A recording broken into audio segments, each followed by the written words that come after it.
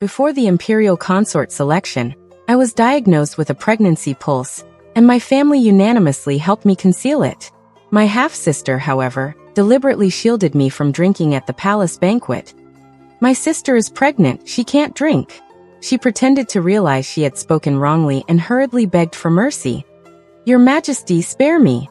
My sister was drunk and violated by a scoundrel. She didn't deliberately lose her chastity. I beg your Majesty to punish only the adulterer. Please don't punish my sister." The emperor seated above appeared stern and solemn. My half-sister raised her eyebrow triumphantly. Everyone thought the emperor would fly into a rage and execute me.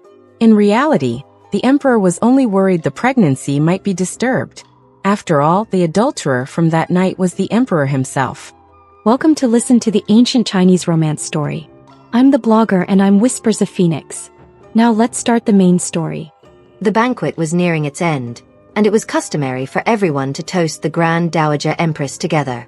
Just as I picked up my cup, my younger sister, Lu Songyu, who was sitting beside me, suddenly reached out and knocked my cup over, loudly proclaiming, "Sister, you're pregnant, you can't drink." As soon as these words were spoken, all eyes at the banquet turned towards me. Lu Songyu immediately put on an innocent, "Oops, I made a mistake" expression, slapping her own mouth lightly with her right hand. "I'm so silly, I said the wrong thing again." I stared at the overturned cup on the floor. My cup had originally contained plain water. Lu Songyu had also drunk from the same pot earlier. She knew perfectly well it wasn't wine. She whispered an apology to me. "Sister, you won't blame me, will you?" At that moment, the Grand Dowager Empress from the main seat inquired. "What did you just say? Who is pregnant?" The Grand Dowager Empress was over 60, her hair half white but her spirit sharp and alert. This matter should have been handled by the Empress Dowager, but unfortunately, the Empress Dowager had died tragically alongside the late emperor in that palace coup years ago. The new emperor's consort selection could only be presided over personally by the Grand Dowager Empress. Grand Dowager Empress, you had been a formidable figure in her youth. She tolerated no impurities beneath her gaze. Lu Songyu hurried to the center of the hall, knelt, and replied, "Reporting to the Grand Dowager Empress, what I just said was, my legitimate elder sister Lu Songyue is pregnant." Her position was far from the Grand Dowager Empress. She could have pleaded misunderstanding or mishearing. But Lu Songyu offered no excuse and instead looked at me with feigned honesty. "Sister, don't blame me," the Grand Dowager Empress asked. "I dared not deceive her about your pregnancy." "Lu Songyue, as one of the emperor's selected candidates, are you truly pregnant?" The new emperor was selecting consorts. I, like all the noble daughters present today, were pre-selected candidates for his harem. Conceiving a child before the selection was a grave crime of deceiving the sovereign. I quickly stepped forward to reply. "Reporting to the Grand Dowager Empress, your servant has not conceived. My younger sister was drunk and spoke recklessly. Your Highness must not take it seriously." "I am not drunk," Lu Songyu said loudly. "Sister, the situation is clear. How can you still lie before the Grand Dowager Empress?" I glared at Lu Songyu in anger. Lu Songyu was the second miss, born to a concubine, my half-sister by the same father. 2 months ago, I went to the temple to offer incense. When I returned, my clothes were disheveled, and the virginity mark on my wrist had vanished. My parents were furious, demanding to know who had defiled me. Remembering that man's warning, I stubbornly insisted I hadn't seen clearly. At that time, I was already on the selection list. Impossible to remove. What made my parents even more distraught was that 3 days before the selection banquet, the physician diagnosed my pregnancy pulse. My father was frantic. He wanted the physician to prescribe medicine to abort the fetus, but the physician said I had been frail since childhood and a forced abortion could endanger my life. Moreover, the selection was imminent. An abortion would inevitably weaken my constitution, making the signs obvious once I entered the palace, like proclaiming one's guilt. My parents had no choice but to agree that the fact I had lost my chastity before the selection must never be revealed, and I should participate as usual. They also instructed me to deliberately appear clumsy and inept during the selection. As long as I wasn't chosen by the emperor, everything could still be salvaged. Once I failed the selection, they would announce that I had fallen ill from heartbreak, send me to the countryside, and then deal with the fetus. After this plan was settled, my father repeatedly instructed his second daughter, Lu Songyu, who would accompany me to the selection. The family prospers or perishes together. You must never let slip that your sister lost her chastity and conceived, or you'll be dragging the entire Lu family to their deaths. Lu Songyu agreed earnestly on the surface, but at today's banquet, she deliberately knocked over my cup and let it slip. She showed no fear of my warning glare and continued her accusation. Grand Dowager Empress, I dare not deceive you, my sister is pregnant. 2 months ago, when my sister returned from Xining Temple, I saw her lower garments in disarray, with ambiguous bruises on her limbs and neck. She must have been violated by an outsider. Our whole family pressed her to say who harmed her, but my sister stubbornly insisted she couldn't remember the events of that day, nor the villain who defiled her. Since my sister protects that adulterer so fiercely, he must be her beloved sweetheart. Your servant's heart is truly afraid. I cannot stand by and watch my sister present this unchaste body to deceive the sovereign. If my sister, with her outstanding talent and beauty, were chosen by the emperor, wouldn't she be entering the palace to serve his majesty while carrying that adulterer's bastard child? As soon as these words were spoken, the Grand Dowager Empress's expression changed drastically. The other noble daughters present scrutinized me, whispering, "How audacious! Does she intend to pass that child off as the emperor's? This is the crime of deceiving the sovereign. Lu Songyue doesn't want to live."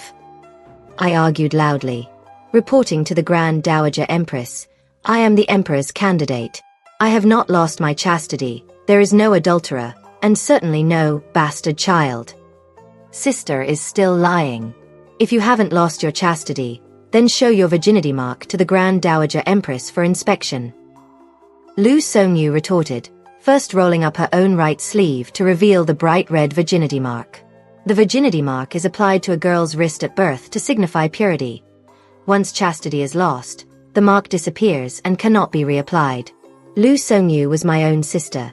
Her accusation immediately aroused the Grand Dowager Empress's suspicion, who ordered me to prove my innocence.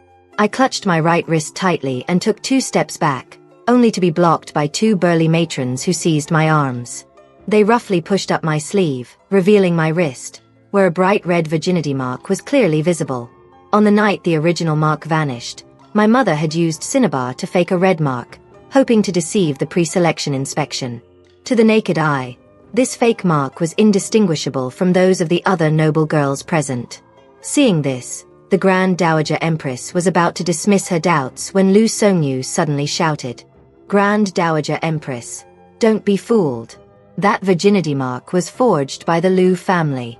If you don't believe me, bring soapberry water." The Grand Dowager Empress ordered soapberry water prepared. Lu Songyu dipped a handkerchief in it and was about to scrub the cinnabar mark off my hand.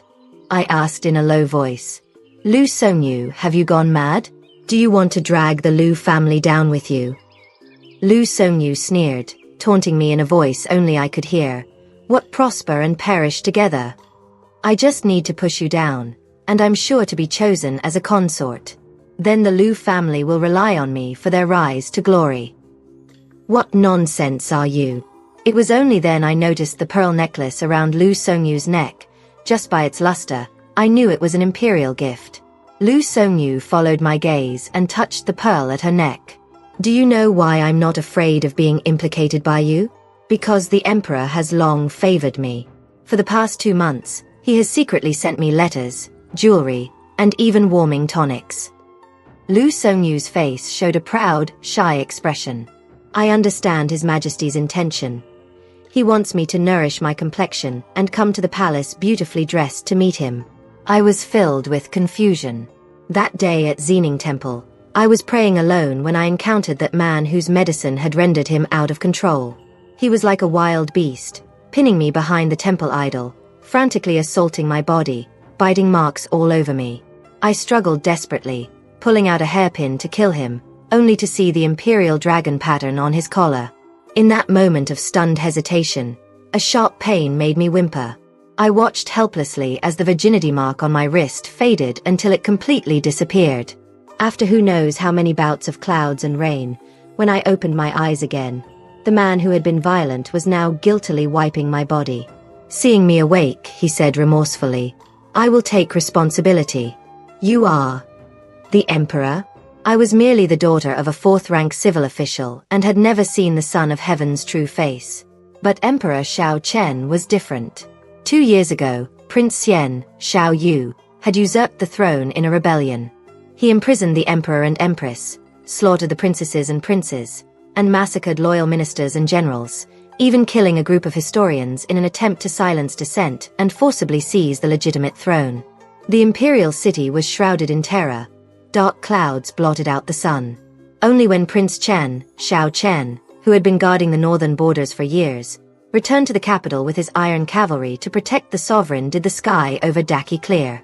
Xiao Chen advanced with unstoppable force, beheaded the traitor Prince Xian in the palace's main hall, and restored order. Unfortunately, by then, the emperor and empress had already been murdered by Xiao Yu. The third princess, fifth prince, and seventh prince had met even more gruesome deaths.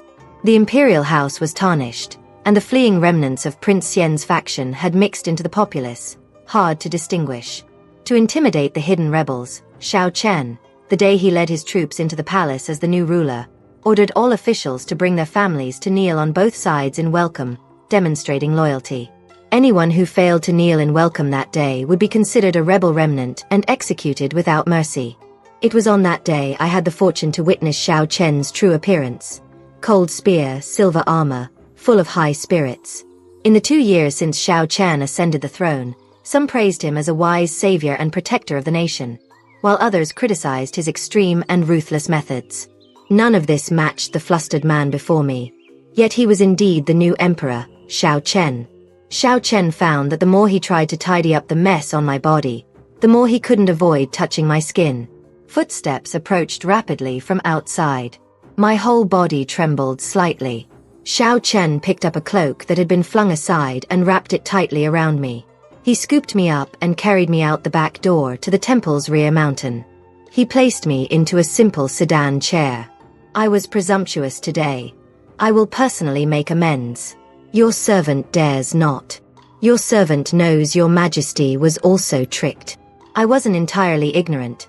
Xiao Chen's initial frenzied, uncontrolled state must have been due to being drugged. Xiao Chen said, "I will give you an explanation. But until then, you must not reveal that today, you and I understand." Seeing my clarity, Xiao Chen asked me, "What is your name?" If it were anyone else who had treated me like this, I would have stabbed him to death with my hairpin long ago, but this man was the emperor. I had to accept it, but I couldn't just take the loss. "My name is Lu Song Yu." I stated my name clearly, but my lips and tongue were swollen from Xiao Chen's earlier biting, causing my speech to be slightly slurred, especially the word "you," which sounded unclear. I heard Xiao Chen repeat seriously, "Lu Song Yu? I will send someone to contact you." I wanted to correct him, but my whole body felt like it was falling apart, exhausted. Before I could speak, I fainted. When I opened my eyes again, I had been sent back to the Lu residence in a sedan chair. I had been waiting ever since. But in these 2 months, I hadn't received a single word from that dog emperor Xiao Chen. I lived in fear and endured the torment of morning sickness. Meanwhile, Lu Songyu always had many new trinkets. I often saw her holding letters, her face flushed like a peach blossom, and drinking medicine as if it were a treasure, even getting nosebleeds from being overly nourished. So that day, Xiao Chen had misheard my name, taking Songyue for Songyu. Lu Songyu, convinced she had won the emperor's favor and was the chosen one, wanted to condemn me publicly today. Once your fake virginity mark is exposed, your mother, Lady Li, who forged it for you, will also be implicated. Once you two mother and daughter are removed, the Lu family will be mine and my mother's domain. Once I'm enfeoffed as a consort, my mother will receive a noble title.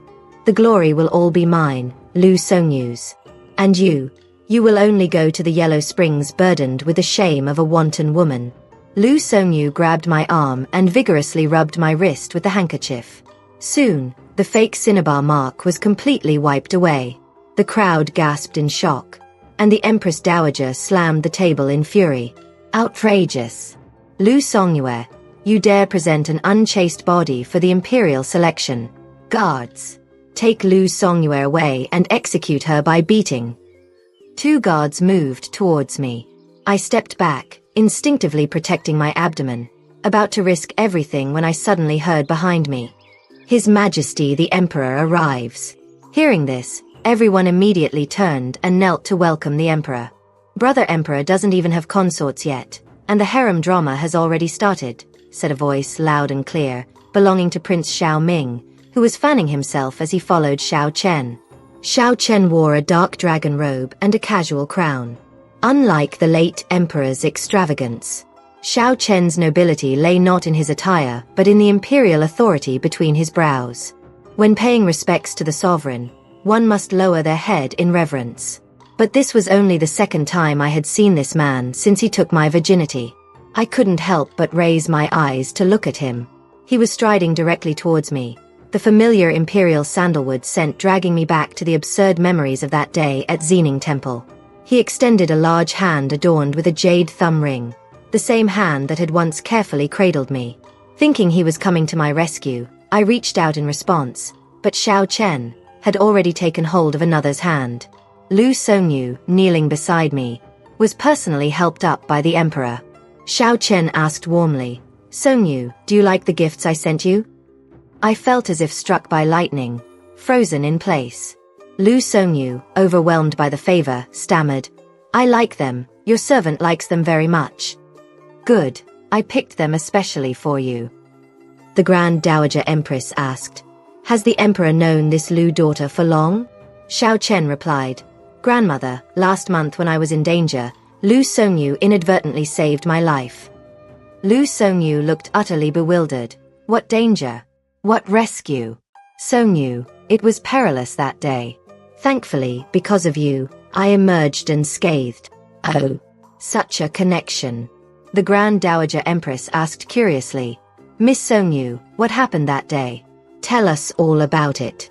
Prince Xiaoming also chimed in. Yes. Where was Brother Emperor in danger? Who were the villains? Second Miss Lu, please elaborate on how you, the beauty, saved the hero." Lu Songyu's eyes darted nervously.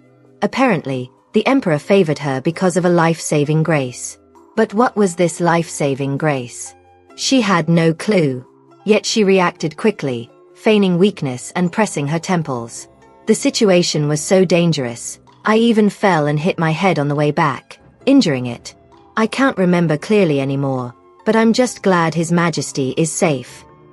As for what exactly happened, I truly can't recall. Prince Xiaoming exclaimed, "How could you forget something so thrilling?" I really wish I could tell everyone, but I genuinely can't remember." Just as she was cornered and struggling to fabricate a story, Xiao Chen suddenly said, "If you can't remember, then let it be. Your injury was because of me. I won't let anyone pressure you." "Your Majesty." Lu Songyu cooed shyly. The other noble girls present watched this exchange and couldn't help but whisper, "Lu II actually has merit for saving the Emperor? She's sure to be chosen as a consort. Once she pushes aside Lu Songyue, the legitimate daughter, the Lu family will surely elevate Lu Songyu to legitimate status. Then, with her life-saving grace, she might even become empress." No wonder this concubine-born second miss dared to expose her legitimate elder sister's fault at the banquet. She already has the imperial family backing her. I watched helplessly as Xiao Chen fussed over the lying Lu Songyu, feeling my heart clench violently, a buzzing in my ears. Lu Songyu and I were half-sisters, sharing about 50% resemblance in our features. That day, Xiao Chen was under the influence of a potent drug. Even after it was over, his face still bore signs of unnatural flush. I had thought he was just hard of hearing. But it turned out he wasn't just deaf. He was blind too. He had completely mistaken the person. Xiao Chen only exchanged a few pleasantries with Lu Songyu before bowing to the Grand Dowager Empress, and then casually taking his seat on the main throne, lazily announcing, "All may rise." I stood up along with everyone else present. I wasn't special. This man hadn't spared me an extra glance. Then what did his promise mean? What did all my fear and hope these past months amount to? My hand hidden in my sleeve pressed against my slightly swelling belly. I hastily adjusted my breathing, closed my eyes to suppress the heat welling in them, desperately maintaining outward composure. I couldn't lose control, or both I and the child in my womb would be finished. Xiao Chen's gaze swept over the crowd. What matter has disrupted the banquet's peace? Lu Songyu, basking in the emperor's apparent favor, was now at the height of her arrogance. She immediately answered, "Your Majesty, I discovered someone attempting to deceive Your Majesty and exposed her publicly." Lu Songyu's tail was practically wagging with pride, to the point she even changed her self-reference to "I" instead of "your servant." Xiao Chen fixed his gaze on Lu Songyu. "Tell me, whom did you expose?" Lu Songyu pointed at me. "It's my elder sister, Lu Songyue. She had an illicit affair before the selection, lost her virginity mark, forfeited her chastity, yet dared to enter the palace for selection, attempting to deceive heaven and cross the sea, to deceive Your Majesty." Xiao Chen's gaze finally landed on me. The moment our eyes met, I saw only detachment and unfamiliarity in his. A sharp pain suddenly shot through my abdomen. My face instantly paled. Seeing me suddenly grow wan, the emperor's brows seemed to furrow slightly. But when I looked again more carefully, I only saw a cold, stern face. The Grand Dowager Empress inquired, "A candidate losing her chastity, Emperor, how do you propose to handle this?" Everyone was certain the Emperor would immediately order me dragged away and beaten to death. Instead, they heard the Emperor say lazily, "The disappearance of a virginity mark doesn't necessarily mean chastity was lost. Court physician Su, what do you say?" There was a court physician on duty. Coincidentally, the one on duty today was the only female physician in the Imperial Medical Bureau, Court physician Su. Court physician Su stepped forward. "Reporting to Your Majesty, the virginity mark is typically applied to the skin in a girl's infancy and disappears naturally after intercourse. However, over time, the mark can also disappear for other reasons." As if prepared, Court physician Su called forward 3 palace servants on duty. To serve in the palace, one must be pure and chaste. These 3 are veterans in palace service, yet their virginity marks have vanished.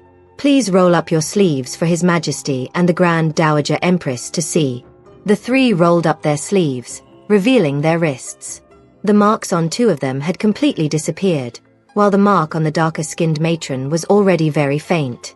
The matron said, "This servant works in the Flower and Tree Bureau. Each day I need to cultivate plants under the sun, enduring wind and sun exposure, so the mark faded."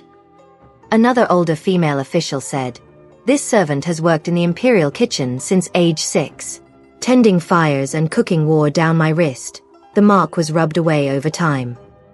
The youngest maidservant said, "This servant fell ill early this year. Court physician Su prescribed medicine for me. The medicinal properties conflicted with the mark. After recovery, the mark vanished." Court physician Su stated, "As Your Majesty can see, the virginity mark does not disappear solely due to loss of chastity. Sun exposure, abrasion, or medication can all cause its disappearance." The Compendium of Materia Medica also mentions the wrist application method, stating its unreliability. This servant has seen many palace maids lose their lives after their marks vanished, wrongly accused of impurity. The mark itself is essentially made from crushed geckos and cannot be equated with a woman's chastity. I beg Your Majesty to investigate clearly. This argument by court physician Su was unheard of in Daki's history. While the audience was still reeling from shock and processing this, the emperor on his throne suddenly addressed me. "Did you hear that? So, what is your reason?" Unlike the vivid, animated Xiao Chen from Xining Temple, the one before me remained cold-faced, showing no emotion. Yet I understood the subtext of his words. He was offering me 3 ready-made excuses to choose from. I couldn't quite grasp the emperor's thoughts, so I knelt and followed the cue. "Reporting to Your Majesty, as court physician Su stated, your servant has been frail since childhood and has continuously taken ginseng heart-nourishing pills. Presumably, the conflicting medicinal properties caused the mark to disappear." Before anyone could question this, court physician Su nodded in agreement. Indeed, ginseng does conflict with substances like cinnabar. Many of the late emperor's consorts had relied on court physician Su during childbirth. No one dared question her medical expertise. If even court physician Su says so, it must be a misunderstanding. The emperor waved his hand. Without loss of chastity, naturally there is no crime. Rise. My knees had barely touched the ground before he ordered me to rise. Unsteady on my feet, I nearly stumbled while getting up. Fortunately, my maid, Sueyu, supported me. As I steadied myself and looked up, I caught Xiao Chen quickly averting his gaze. Seeing the emperor's attitude, Lu Songyu immediately exposed me. She's lying. Her mark clearly vanished suddenly after she returned from the temple that day. Even if the mark doesn't prove her unchaste, she can't deny she's pregnant. Xiao Chen's eyes sharpened. What did you say?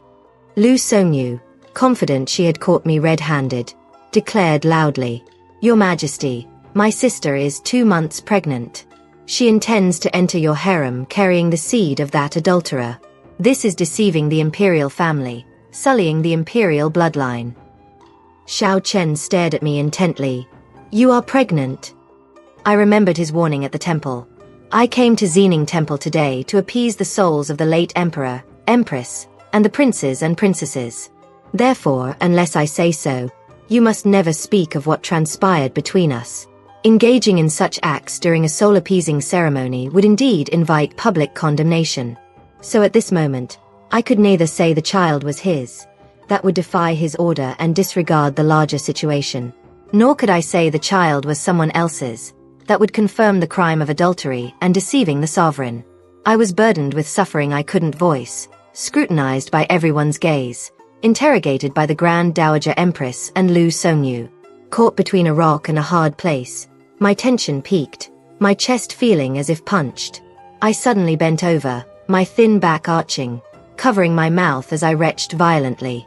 Court physician Su observed, This truly resembles morning sickness. The emperor abruptly stood from his seat. Everyone thought he was about to order my execution.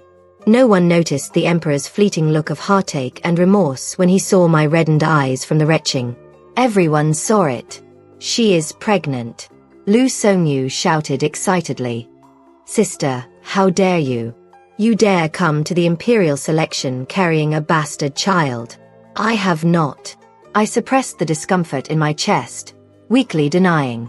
I have not lost my chastity. I carry no bastard child. I have never defiled the imperial dignity. Still talking back? Lu Songyu pressed aggressively. I was sitting beside you earlier. You kept eating the plums on the table. Craving sour things and morning sickness. Even court physician Su said so. Do you still deny it? Indeed. Miss Li of the Li family chimed in. Over these past 2 months, we've rarely seen Sister Songyue out and about. She used to be the most valiant at polo matches, but recently she's been hiding in her boudoir. Is she truly nurturing a pregnancy? Miss Lin of the Lin family added. Although today isn't the formal selection, it is still a palace banquet. Yet Miss Lu wears little makeup and her clothes are loose brocade robes. It really does carry a hint of pregnancy. Miss He of the He family echoed. But even with loose clothing, one can see Sister Songyue's waistline has thickened considerably. Seeing which way the wind blew, everyone decided Lu Songyu would surely gain the emperor's favor due to her life-saving merit. Believing my pregnancy was indeed from an illicit affair, they all ganged up on me. This way, they could eliminate a selection rival while currying favor with Lu Songyu. I was about to retort when my maid, Sueyu, kneeling beside me, suddenly spoke up. Your Majesty, spare me. My lady is indeed pregnant. I am her personal maid. I can testify. My lady has missed her monthly bleeding for 2 months. Before entering the palace today, she deliberately bound her belly with raw silk to conceal her swelling pregnancy. Your Majesty is a wise sovereign. I simply cannot stand by and watch my lady deceive the emperor like this. I stared in shock. Tu cut me off sharply. Miss, don't blame this servant. You committed this shameful wrong. I only denounced you to avoid being implicated in the punishment of 9 familial generations. I seek to atone for my part through meritorious service. Atone through meritorious service. What a fine phrase. Sueyu was an orphan I'd picked up from the streets, a trusted confidant I'd nurtured by my side for 7 years, only to rear a viper who now turned and bit her master. Lu Songyu looked at me with smug triumph. Undoubtedly, she had become Tsuyu's new mistress. As the wall crumbles, all push to bring it down. The eunuch who had served me during the banquet now stepped forward. Reporting to your majesty, when the banquet began, the Lady Lu specifically instructed this lowly servant to replace the wine in her flask with plain water. This servant found it odd. On this palace banquet day, only the Lu lady stood out, drinking only water. Lu Songyu sneered coldly. She only drank water because she is pregnant and cannot consume wine. Your Majesty, see how my sister treasures that bastard child in her belly. As she spoke these words, brimming with arrogance and looking down her nose at me, she failed to notice. The moment she called my child a bastard, a blade-sharp ferocity and fury ignited in the Emperor's eyes. Pressed relentlessly step by step, spasms gripped my throat. I covered my mouth, unable to suppress another bout of dry retching. I couldn't get a single word of defense out. They had stolen all the words from my mouth. The Grand Dowager Empress fingered her prayer beads. Whether she is pregnant or not, have physicians Su examine her and it will be clear. Why waste words? If pregnant, drag her out and beat her to death. Xiao Chen looked towards the Grand Dowager Empress. Grandmother, your cultivation of Buddhism has truly nurtured a heart of compassion. The Grand Dowager Empress closed her eyes. This is for the purity of the imperial bloodline. An unchaste woman is unworthy of entering the imperial family. Physician Su, check her pulse. Following the Empress Dowager's command, Physician Su approached me. Lady Lu, please allow me to take your pulse. I clutched my arms tightly to my chest, my eyes red-rimmed, speaking with weak yet unwavering resolve. Before proving whether I am pregnant or not, shouldn't we first have Lu Songyu prove the existence of this so-called adulterer? Lu Songyu retorted. Stop struggling. Once your pregnancy is proven, His Majesty will naturally send men to investigate who the adulterer is. No adulterer? Then how could there be loss of chastity? No adulterer? Then how could there be a bastard child? Your accusations of my pregnancy are nothing but slanderous lies spat from red mouths and white teeth. My absence from the manor these past days was for quiet cultivation and self-reflection. My lack of makeup today was simply because I wished to present my true face before His Majesty, unpainted. As for this maid beside me, she is nothing but a white-eyed wolf who has betrayed her mistress. How can you believe the words of such a treacherous servant? I argued fiercely, my arms wrapped protectively around myself. Though Physician Su had received the Grand Dowager Empress's order, she made no move to force me. Lu Songyu knew full well there was a child in my belly. Confident of victory, she found my counterattack laughable. Sister, stop your sophistry. Do you need His Majesty to summon our parents to the palace before you'll admit it? I laughed coldly. Speaking of sophistry, doesn't your earlier claim of amnesia, forgetting the entire rescue, sound far more like sophistry? I've been at home all these days. How is it I knew nothing of you falling and injuring your head? Lu Songyu's flushed face instantly drained of color at my question. I pressed her meaningfully. Is it truly that you forgot the rescue, or does the true savior belong to someone else altogether? Lu Songyu visibly flustered, deeply unsettled by this line of questioning. She hastily changed the subject. Your Majesty, since my sister remains obstinate, then today, I can only set aside all shame to expose the adulterer she consorted with. Finally, the matter of the pulse check was avoided. I couldn't yet grasp the Emperor's thoughts. If Physician Su publicly confirmed my pregnancy now, both I and the child in my womb faced near certain doom. Our only sliver of hope lay in gambling whether that dog Emperor Xiao Chen could remember that I was the one who had saved him that day. Temporarily out of danger, I breathed a sigh of relief, though another sharp pain lanced through my abdomen. I gritted my teeth against the discomfort. A sudden gust of wind swept through, lifting the hem of my outer robe. My slightly rounded belly was laid bare before the Emperor's eyes. Attendants, a seat. Xiao Chen ordered abruptly. A plush armchair draped with white fox fur was carried forward by imperial guards. "Thank your majesty for the seat." Lu Songyu beamed with delight and moved to sit down, only to be unceremoniously yanked up by a guard. "What are you doing?" she protested. The guard stated firmly. His Majesty granted the seat to Lady Songyue. Lu Songyu was terrified by this. "Your Majesty?" Xiao Chen looked at me. Two palace maids nearby understood his intention and stepped forward to support me towards the armchair. "Please be seated, Mississippi." "Your Majesty, why did you grant her a seat?" Lu Songyu asked incredulously. "I see Miss Lu is frail. Is there any reason I should not grant her a seat?" Xiao Chen countered. Lu Songyu protested. "Your Majesty, but she has committed the crime of deceiving the sovereign." Xiao Chen retorted on my behalf. "What crime of deceiving the sovereign? She has neither lost her chastity nor been confirmed pregnant. What crime is there?" Lu Songyu choked, unable to refute. The Grand Dowager Empress intervened. "Emperor, this is improper decorum." Xiao Chen replied, "Grandmother, one who cultivates Buddhism should not be harsh." The Grand Dowager Empress closed her eyes again, silently fingering her prayer beads.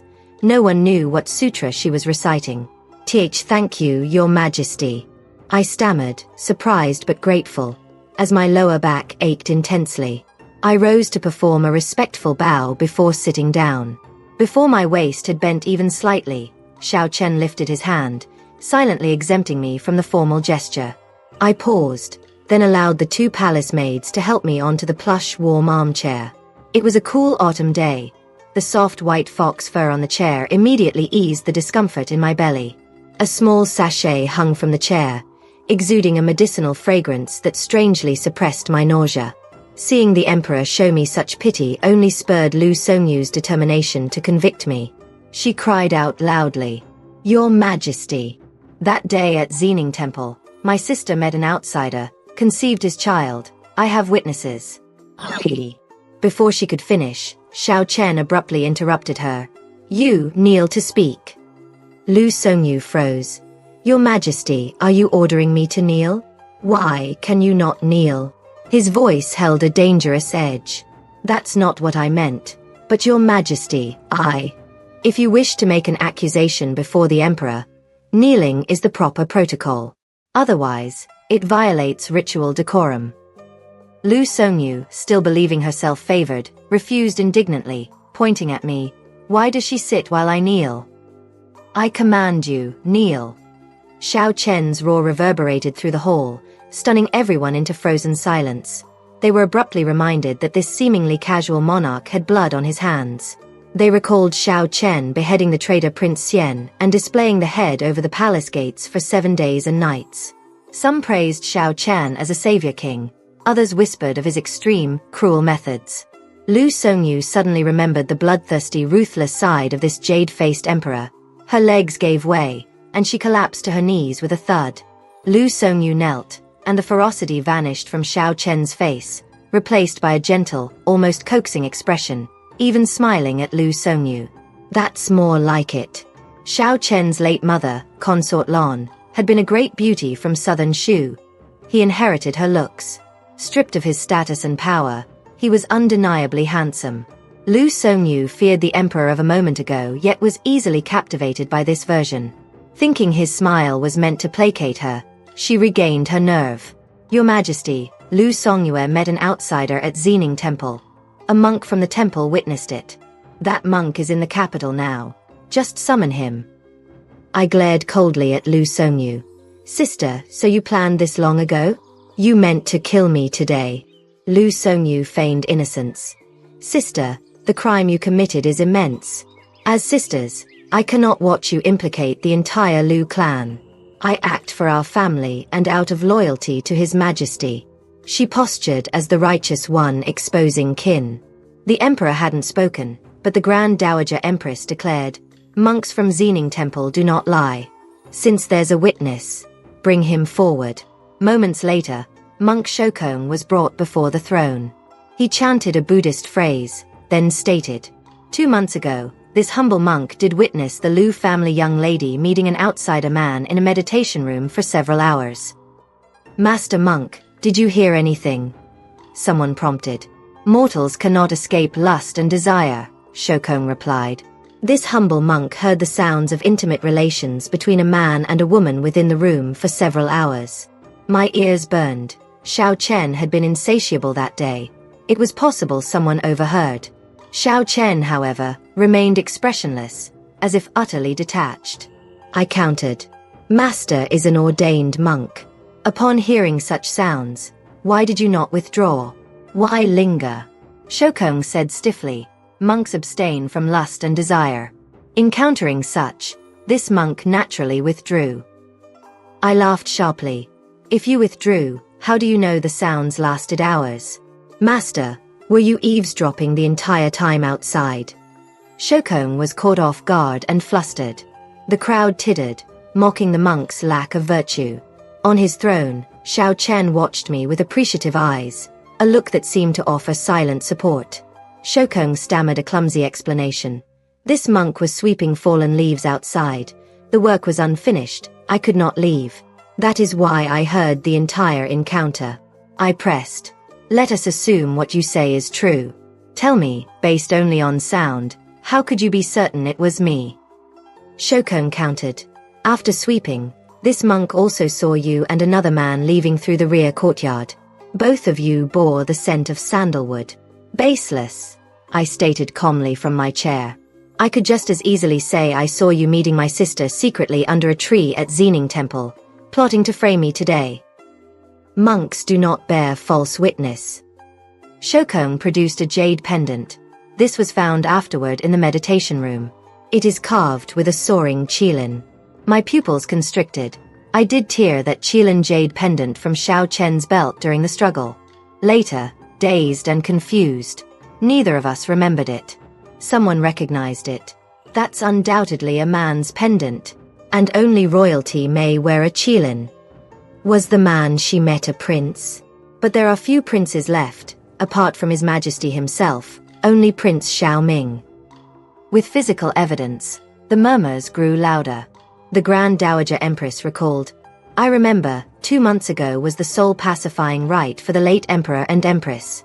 The Emperor and other imperial clan members were all at Xining Temple.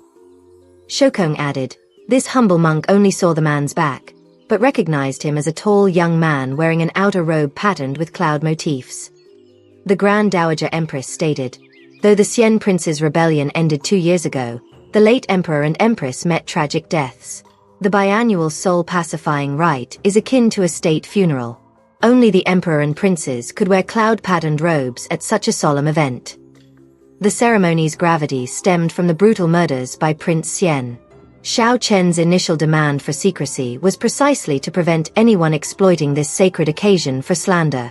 Engaging in such acts during the rite, once revealed, would tarnish the Emperor's honor and seal my death warrant. In such scandals, the world would blame the woman for seducing the Emperor. Death was always the woman's fate. If branded a disgraceful seductress, not just me, but the entire Lu family would face punishment. I looked at Xiao Chen. He remained impassive and aloof. Of course, could I expect an emperor with whom I had only a fleeting encounter to risk his reputation for me? Gritting my teeth, I decided to take all blame upon myself. Just then, the child in my belly stirred violently. In that split second of hesitation, Lu Songyu seized the moment. The Grand Dowager Empress is wise. The man who defiled my sister was indeed no commoner, but a prince of the blood. And that man is... My heart leapt into my throat. Lu Songyu looked triumphant. Prince Xiaoming. She pointed. I froze. Prince Xiaoming, suddenly named, also stared blankly, pointing at his own face. Me! Prince Xiaoming was Xiao Chen's only surviving blood brother after Prince Xian's massacre. He had been present at Xining Temple that day. Monk Shokong affirmed. Yes, it was Prince Ning that day. This humble monk did not know then that this lady was a candidate for selection. The Grand Dowager Empress pressed. Xiaoming, were you deliberately trying to steal women from your emperor brother? Xiaoming, 19 years old and son of a low-ranking concubine, had only prospered after Xiao Chen ascended the throne. Terrified by the accusation, he cried out, Grandmother, how can you think such a thing? I was at Xining Temple, but on such an occasion, sober and in my right mind, I would never engage in such acts. I would never covet my brother's woman. The Grand Dowager Empress fingered her beads, her voice deceptively mild yet piercing. Xiao Ming, you are a prince. You had merit in quelling the Xian prince's rebellion, yet the throne went to Xiao Chen. Do you resent this? Did you conspire with Lu Songyue for her to enter the harem pregnant, intending to sully the imperial bloodline? Was this your revenge? Grand Dowager Empress Yu, in her youth, had been a Western Yen prophetess, renowned for reading celestial omens and foreseeing fate. The late Grand Emperor had adored her for it. She had lived through 2 emperors, both dying young. She had even briefly ruled as regent. Though Xiao Chen now held imperial power, her influence remained formidable. Her accusation terrified the young prince. He pleaded before Xiao Chen. Brother Emperor, believe me. Your servant and Miss Lu are innocent. Xiao Chen looked down at him, his gaze terrifyingly intense. I rose from my seat and knelt. Your Majesty, please investigate clearly. These are baseless accusations. Someone seeks to use me to drive a wedge between Your Majesty and Prince Ning. Lu Songyu pressed her advantage. Witnesses and evidence are present. Still denying? Your Majesty, I dare not judge Prince Ning's affairs, but how should a candidate who seduces a prince be punished? According to law, Lu Songyue should be granted white silk for suicide. With Prince Xian's precedent, if Xiao Ming dares steal the emperor's woman today, tomorrow he will raise troops like Xian. To prevent disaster, grant Xiao Ming a whole corpse as well. The Grand Dowager Empress pronounced judgment before the emperor could speak. Xiao Chen said, Grandmother, Xiao Ming is my only living blood brother. If he dies too, I will have no true kin left in this world. The Grand Dowager Empress replied, Emperor, this is your fate. Heaven's will cannot be defied. She had prophesied the fate of every imperial child at birth. She foretold Prince Xian would kill the sovereign and usurp the throne. He did. She foretold the late emperor's children would die unnatural deaths. They did. When Xiao Chen was born, she prophesied, Xiao Chen, in time, will bring calamity upon his kin and leave no heir. He is a lone star of disaster. Her prophecies, trusted for 50 years, were considered infallible. With Prince Xian's bloody precedent, everyone waited for Xiao Chen's prophecy to unfold. The Grand Dowager Empress commanded, Guards, take this adulterous pair away and execute them. I have not spoken. Who dares move? Xiao Chen's voice froze the guards in place. Emperor, do you defy your grandmother? I dare not, grandmother. But everyone here is mistaken about one thing.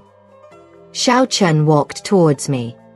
He took both my hands, helped me rise, then held my right hand aloft, arrogantly declaring to the stunned assembly, the man who met Lu Songyue at Xining Temple that day was me. The Grand Dowager Empress nearly tore her prayer beads. She gasped, What did you say? I was equally shocked. Your Majesty? He admitted it publicly, disregarding all ritual? Xiao Chen held my hand up for all to see, a hint of possessiveness in his gesture. That day, drugged and in mortal danger, it was Songyue who stepped forward to save me by neutralizing the poison. I was reckless that day, creating quite a disturbance. I hadn't expected a monk like Shokong to eavesdrop. Monk Shokong gaped, dumbfounded. Xiao Chen continued, The sandalwood scent in the room is my customary incense. The Tang Qilin jade pendant is also one I often wear, lost for days. I hadn't imagined this token would become a tool for slander. How is this possible?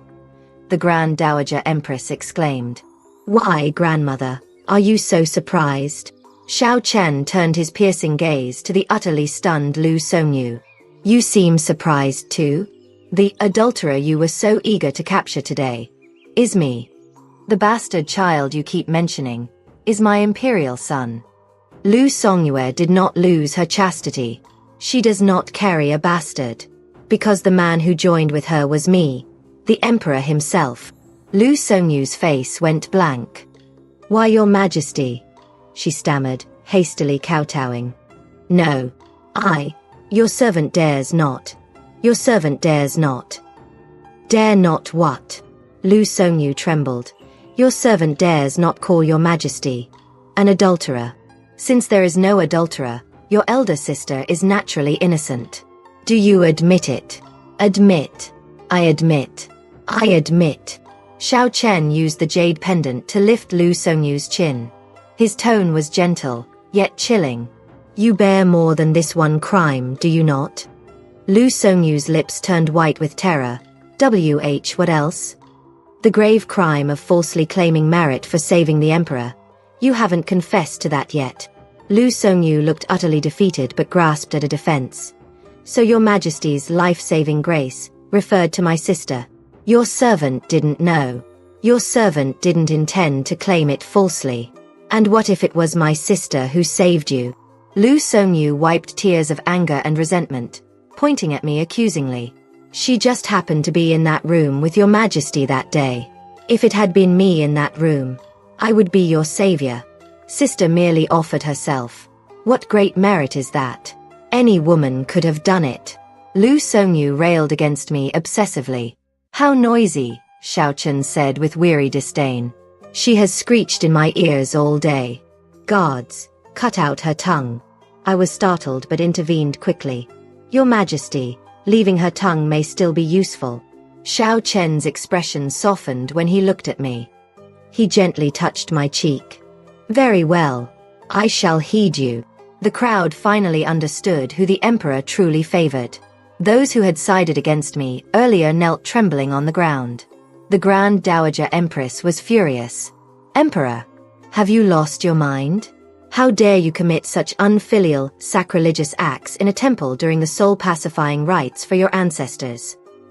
Unfilial? Sacrilege? Xiao Chen laughed coldly. If not for me, the late emperor and empress would have been dumped in a mass grave by Prince Xian. It was I who led troops back to quell the rebellion. I who executed the traitors and restored Daki's peace.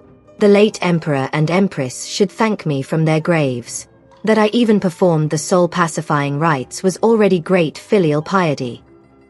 Furthermore, grandmother, are you unaware why I lost control that day? The Grand Dowager Empress stiffened. Who else but a handful in old Daki could drug me during the soul-pacifying rite? Tell me, grandmother. Xiao Chen's hawk-like gaze pinned her. The Grand Dowager Empress suddenly pressed a hand to her forehead. A matron beside her rushed to support her. The Grand Dowager Empress feels unwell. Summon the physician. Xiao Chen sneered. Amidst the commotion, Monk Shokong suddenly lunged forward, pulling a dagger from his sleeve aimed straight at Xiao Chen. Your Majesty, look out! I reacted instantly, throwing myself in front of Xiao Chen. Shokong's blade was inches from my heart when Xiao Chen seized his wrist, snapping the bone with a sickening crack. The dagger clattered to the floor. Simultaneously, Imperial guards tackled the monk, pinning him down. Though it was a false alarm, the shock and exertion overwhelmed me. A sharp pain lanced through my belly, dizziness washed over me, and my vision darkened as I collapsed. Before losing consciousness, I felt Xiao Chen catch me in his arms, his voice sharp with command. Physician Su. When I awoke, I was in an unfamiliar bedchamber, hearing court physician Su say, Congratulations, Your Majesty. Miss Songyue's pregnancy is confirmed, 2 months along. Xiao Chen sounded amazed. Truly.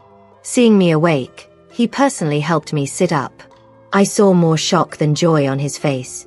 Does Your Majesty not welcome this child?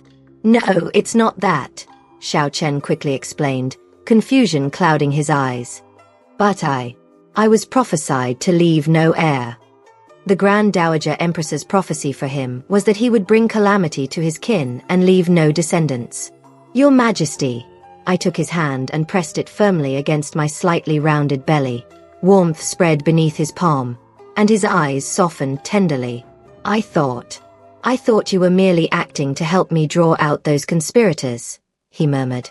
The entire banquet, starting with Lu Songyu's accusation, had unfolded as Xiao Chen and I had planned.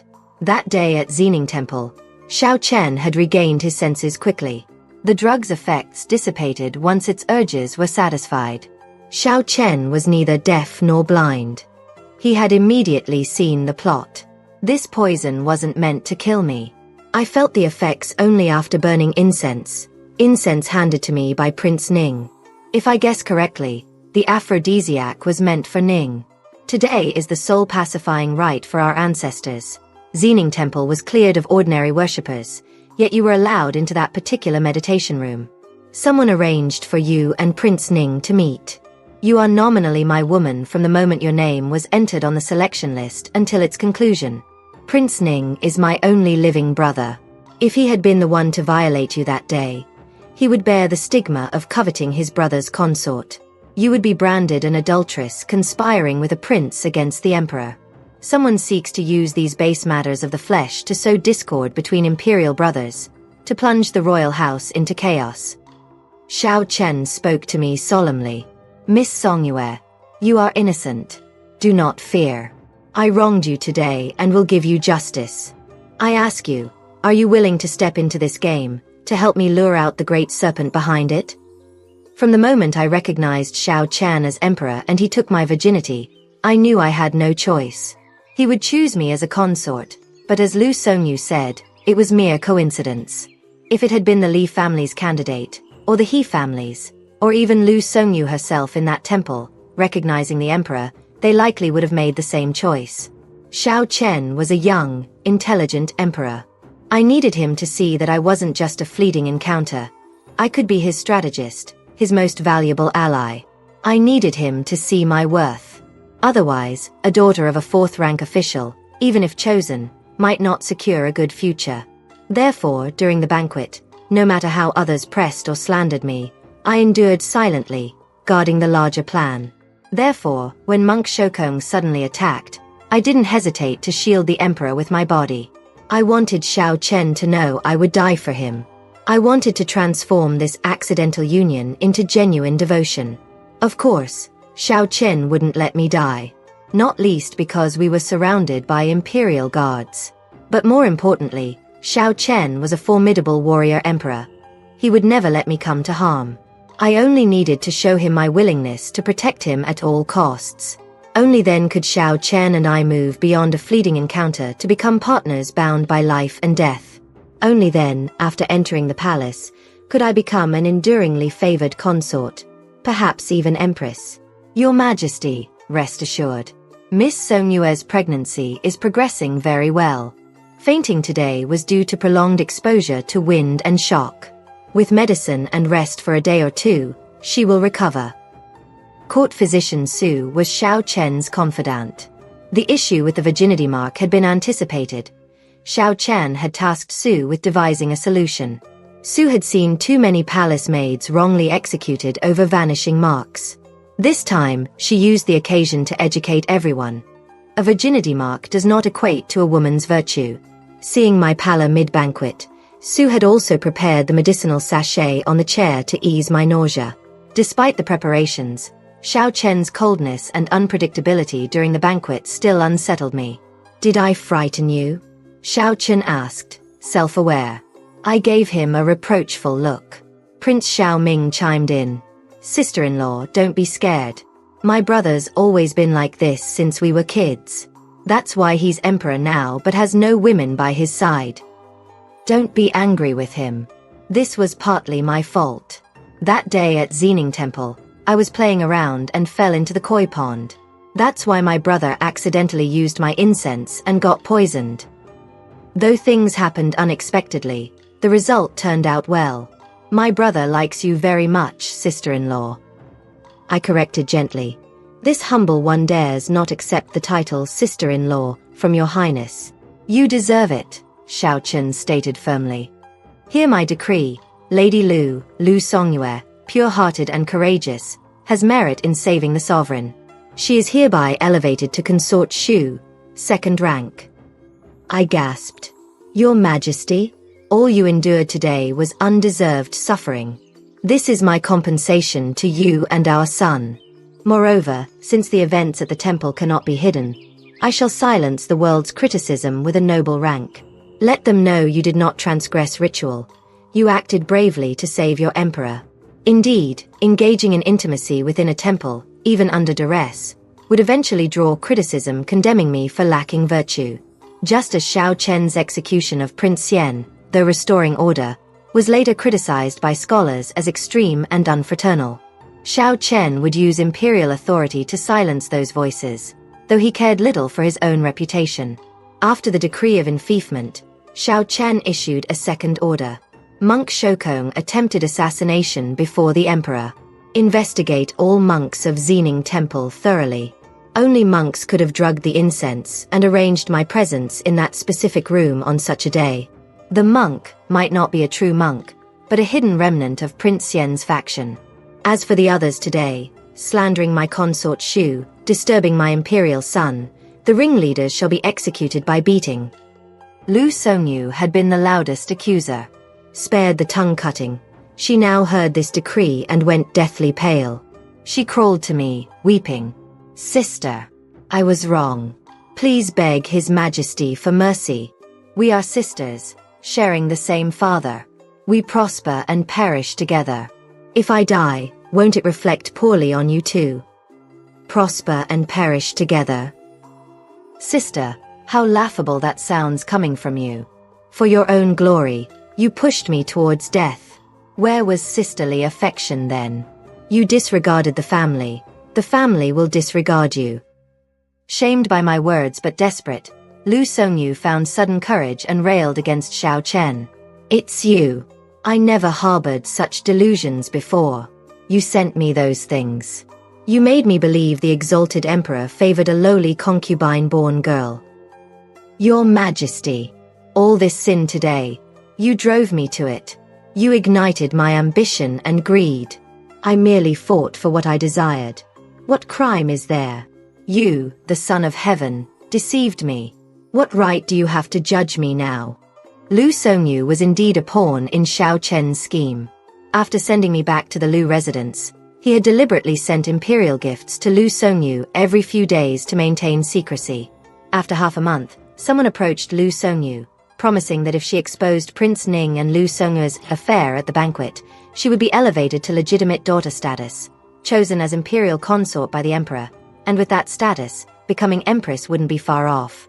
Believing ambition justified all, Lu Songyu gambled for her future, not realizing the other player at the table was the emperor. The more she wanted, the more she lost. After venting her rage and resentment, Lu Songyu collapsed, sobbing uncontrollably. Xiao Chen watched her coldly, like a discarded chess piece. I stepped forward, handing her a handkerchief. If you wish to live, tell me, sister, who tempted you into this? Lu Songyu's tear-streaked face froze. I don't believe you found the Xining Temple monk alone. I don't believe you had the nerve to accuse me before the emperor without backing. Who supported you? Lu Songyu bit her lip.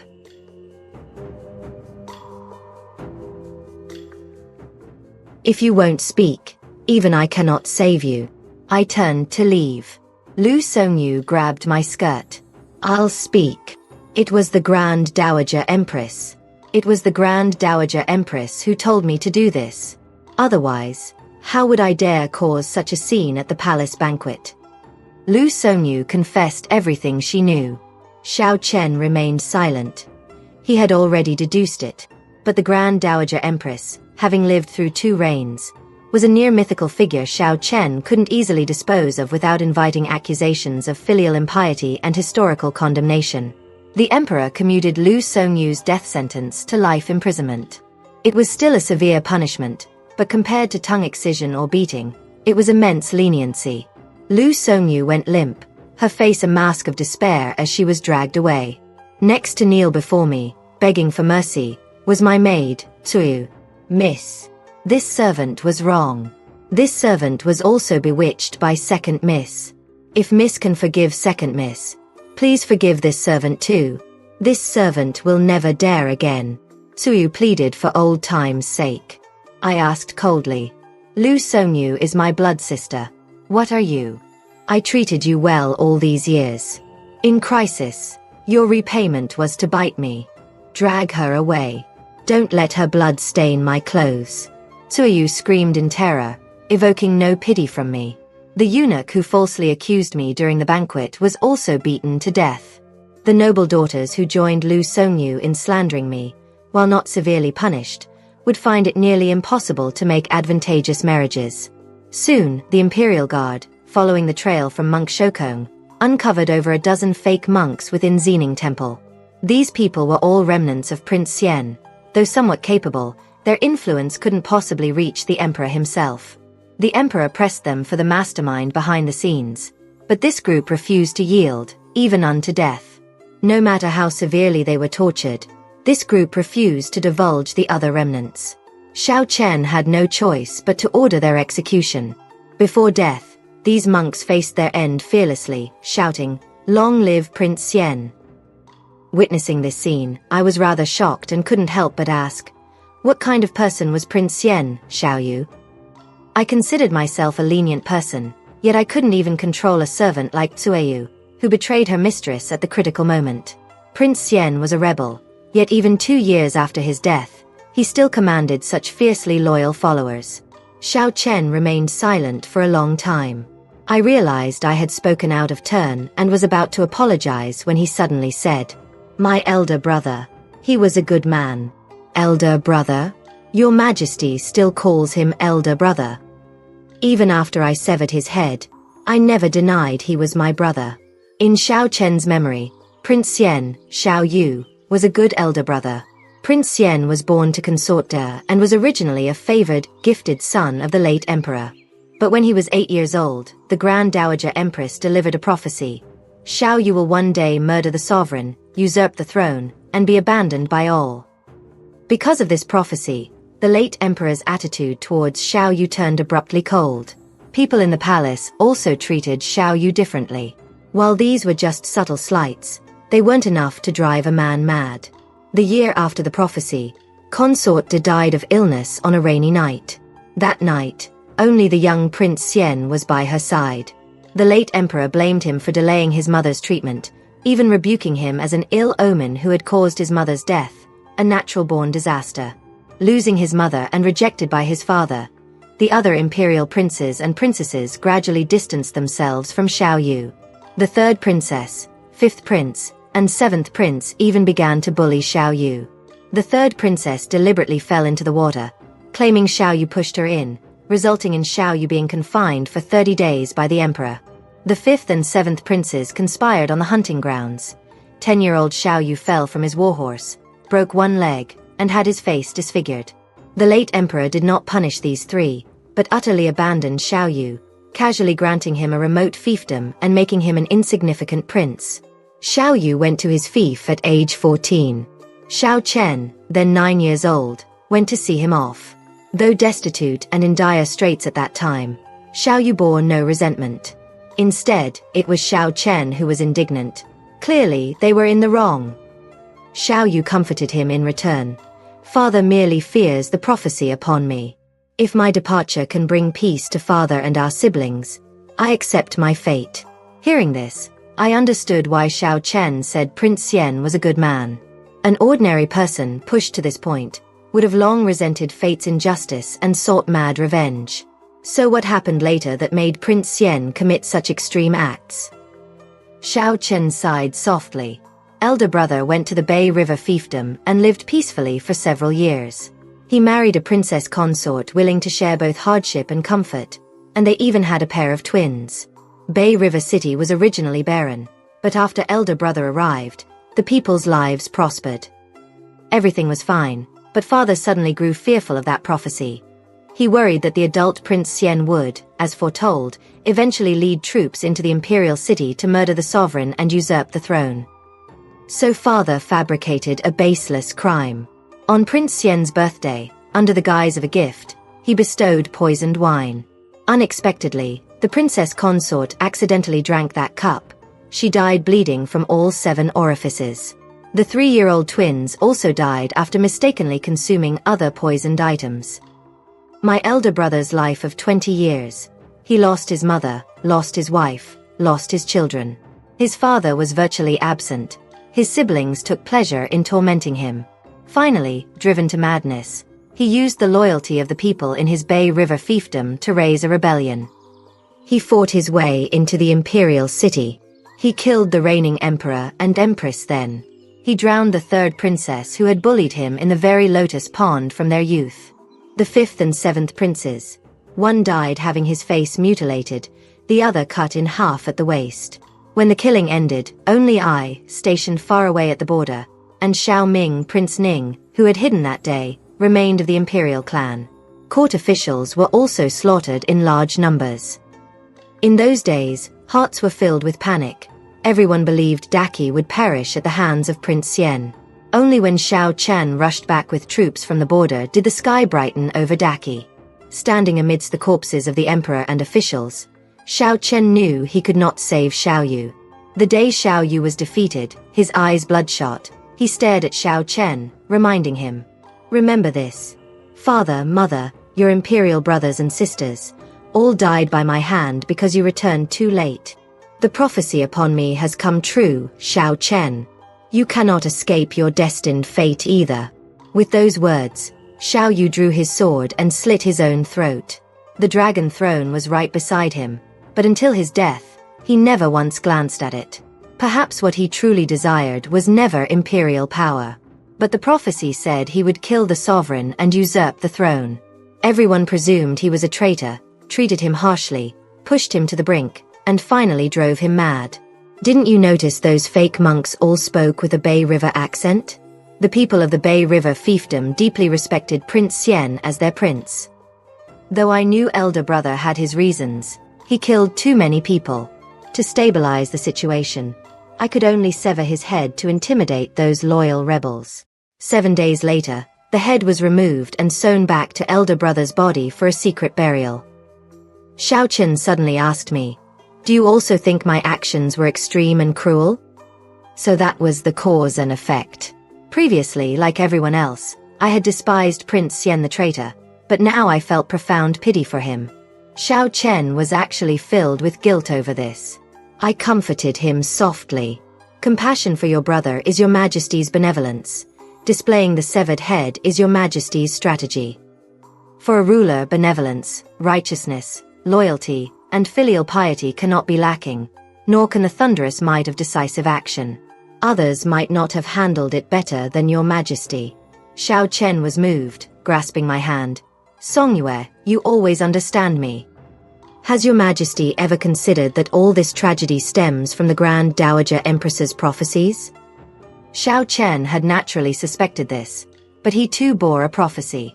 "I, your servant, do not believe in supernatural forces, but grandmother's prophecies have indeed come true over the past 50 years. Anxiously, he wrapped his arms around me from behind, stroking my slightly rounded belly. "The prophecy says I will bring calamity upon my kin and leave no heir." He seemed to resolve himself. "I will never let harm come to you and the child." At this point, the consort selection was merely a formality. Before formally entering the palace as a consort, I returned to the Lu residence, effectively awaiting marriage. Lu Songyu's birth mother, concubine He, wept, begging me to spare Lu Songyu. "Auntie, everyone must bear the consequences for their missteps. Songyu is only under house arrest now. If you remain foolish, you may well endanger her life." Concubine He had arrived at our doorstep pregnant, while my own mother was still in confinement after childbirth. Originally a songstress, my mother refused to share a husband with a woman from the pleasure quarters. Concubine He, belly swelling, made a daily spectacle outside the Lu residence, causing my mother to hemorrhage and fall ill during her confinement, forcing her to relent.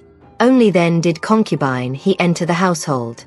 A year later, Lu Songyu was born, becoming my younger sister. Tueyu, the maid by my side, had been turned by concubine He for Lu Songyu. To claim concubine He was innocent was laughable. Concubine He knew she couldn't hide anything from me and was thoroughly ashamed. "Write your own letter requesting dismissal and leave the Lu residence, or don't blame me for being ruthless." Concubine He was deeply favored. In the past, my father would never have agreed to dismiss her.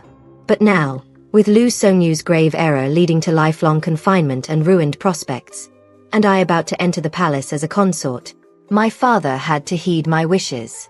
Father dismissed concubine he and treated my mother even better. I rested at home for 3 days. During those days, the families whose daughters had joined in slandering me at the banquet took turns bringing gifts to apologize. I refused to see them all. Soon, the auspicious day for entering the palace arrived. I bid farewell to my parents and boarded a splendid palanquin. Entering the palace gates, I saw the emperor's chief eunuch, Gao, step forward to guide me. His Majesty awaits the noble lady at Annal Hall. Please follow this servant. On the way to Annal Hall, my accompanying palace maids and guards silently dispersed. When I finally stepped into Annal Hall, I was alone. The emperor was not inside, only the Grand Dowager Empress and 2 matrons were present. I sensed danger and turned to leave, but the hall doors were shut from the outside. The Grand Dowager Empress stared fixedly at my belly. This child in your womb is an abomination conceived during the soul-pacifying rite with the emperor. Its birth will invite universal condemnation. Only your death, along with the fetus, can preserve the emperor's honor. I shielded my belly. The emperor's honor needs no woman's sacrifice to uphold. The child I carry is His Majesty's only bloodline. Bloodline. The Grand Dowager Empress laughed mockingly. Xiao Chen is destined to bring calamity to kin and leave no heir. He will never have children in this lifetime. Grand Dowager Empress wouldn't be planning to kill 2 with 1 stone, myself and the child, to fulfill the prophecy of His Majesty's heirlessness? This destiny to bring calamity and leave no heir. Was it truly heaven ordained, or did you decree it for His Majesty yourself? I had struck a nerve. She signaled the 2 matrons, who advanced with a length of white silk. The Empress fingered her prayer beads, her tone icy. Once you are dead, I shall proclaim to the world that Lady Lu, after illicitly conceiving a child with the Emperor in the temple, committed suicide out of shame. I see Xiao Chen truly loves you.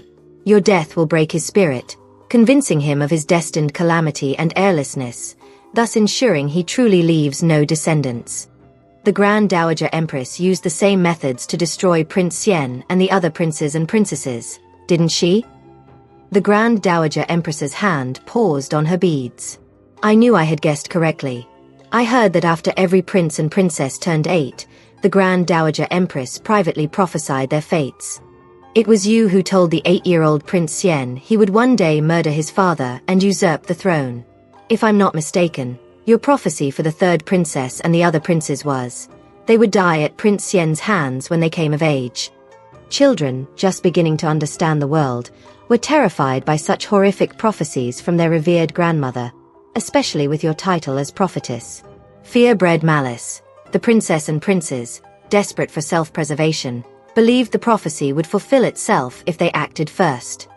They bullied Prince Xian, driving him into a corner, and ultimately, he fulfilled the prophecy by usurping the throne and committing regicide. Prince Xian, born of consort Deer, was a favored son, arguably the late emperor's most outstanding prince. Yet you, his grandmother, showed him no affection, only sought his destruction.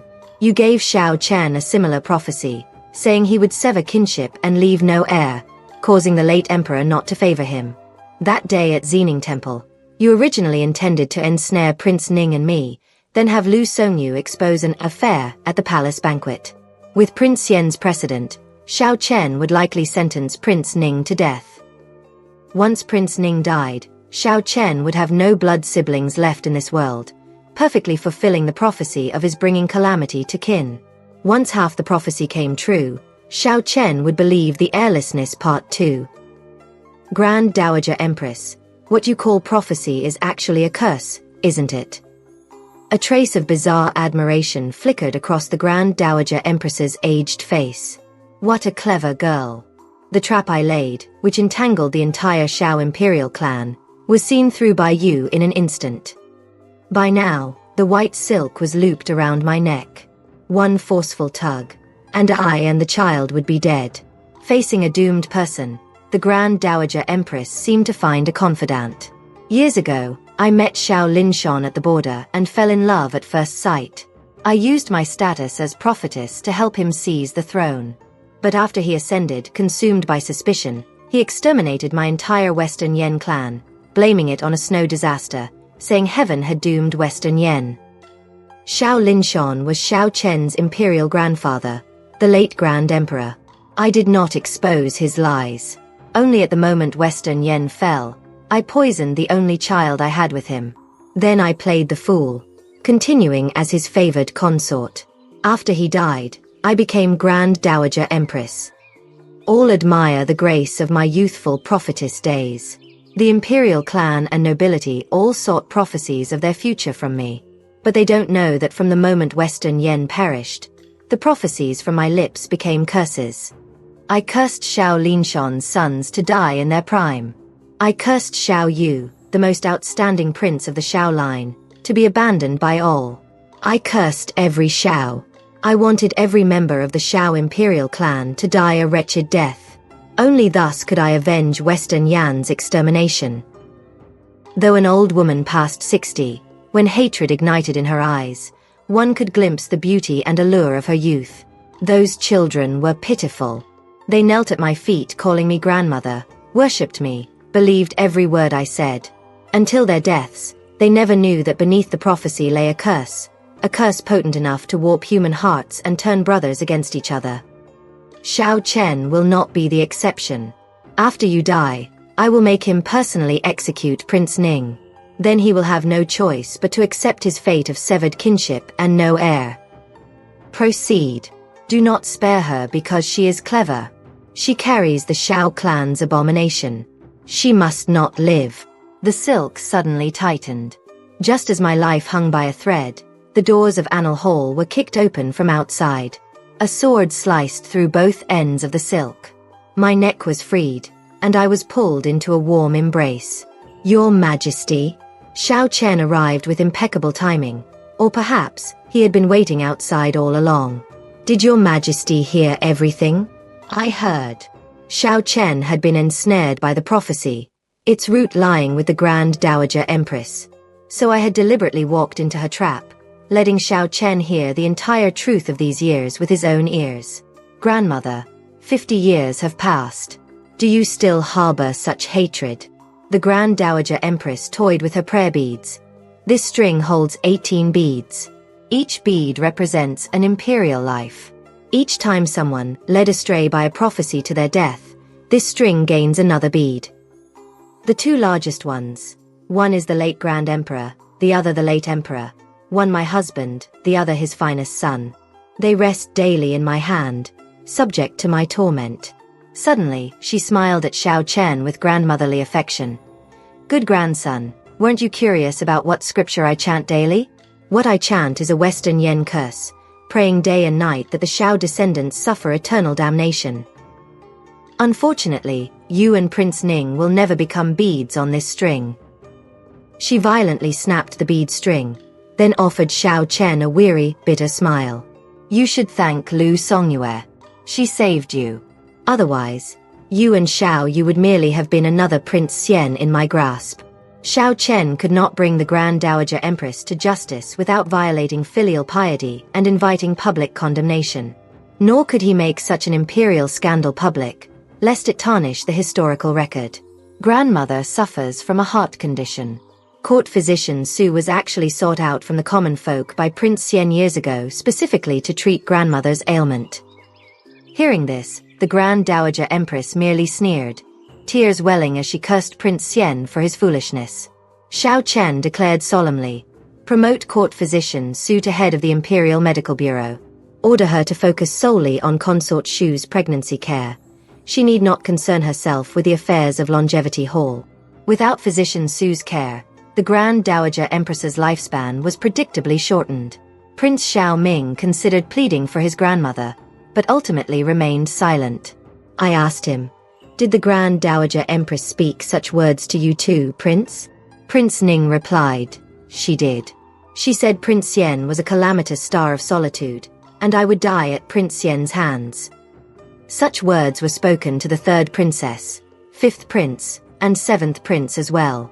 Fear took root, hence their deep-seated fear of Prince Xian, resorting to every means to drive him from the capital. In a way, they were acting in self-preservation, believing the prophecy would fulfill itself if they didn't act first. Then weren't you afraid, Prince? Of course I was afraid. But elder brother Xiao Yu often gave me sweets. When father scolded me for being stupid, only elder brother Xiao Yu would speak up for me. How could I punish an elder brother who was already kind to me based on a future that hadn't happened? Precisely because of this, Xiao Ming never participated in the childhood bullying targeting Prince Xian alone. Therefore, when Prince Xian stormed the palace, Xiao Ming became the only prince spared by his blade. I shattered Xiao Chen's inner demon and was enfeoffed as consort Xu. 8 months later, under court physician Su's care, I safely gave birth to a prince. The prince's robust wail shattered the curse of Xiao Chen's airlessness. I dissolved the curse upon Xiao Chen and simultaneously rewrote my own destiny. On the prince's 1-month celebration, Xiao Chen issued an edict making me empress. At the coronation ceremony, Xiao Chen held my hand as we received the blessings of the officials. The little crown prince in his swaddling clothes gurgled with laughter. That day at Xining Temple, Xiao Chen had promised me an explanation. Phoenixes soar in pairs, harmonious as zither and lute. This was the answer he gave me.